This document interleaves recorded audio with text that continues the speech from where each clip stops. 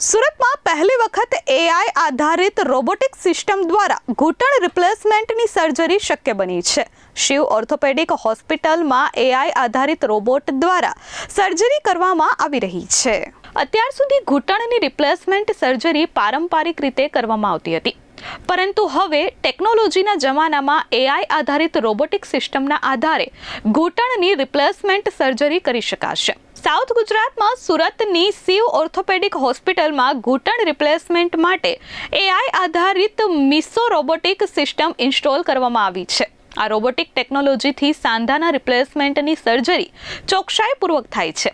આ અંગે ડોક્ટર કેતન ખેનીએ જણાવ્યું હતું કે આ robotic system made in India છે. રોબોટિક સર્જરીથી અત્યંત સચોટ ઇમ્પ્લાન્ટ, પોઝિશનિંગ અને પ્રી સર્જિકલ પ્લાનિંગ કરી શકાય છે.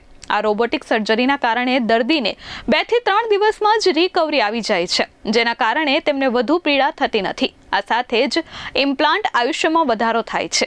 એઆઈ સંચાલિત કસ્ટમાઇઝેશનની દરેક દર્દીની શરીર રચના અનુસાર સર્જિકલ આયોજન કરી શકાય છે, જેના કારણે તેનું પરિણામ લાંબા સમય સુધી મળી રહે છે.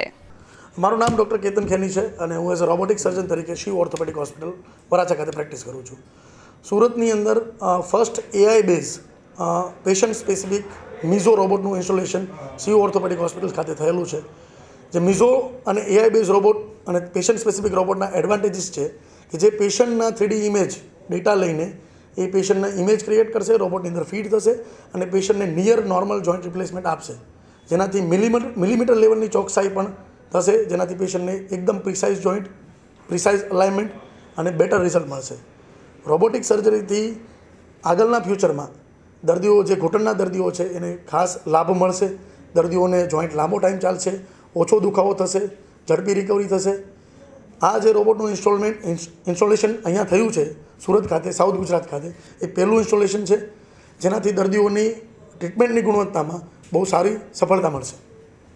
કેમેરામેન મુન્ના મલબારી સાથે ધરતી પટેલ, S24 ન્યૂઝ, સુરત.